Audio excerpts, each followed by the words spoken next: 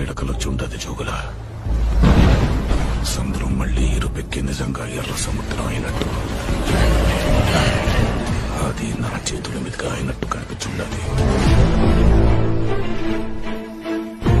భయం పోవాలంటే దేవుడి కథైనాలా, భయం అంటే ఏంటో తెలియాలంటే దేవర కథైనాలా.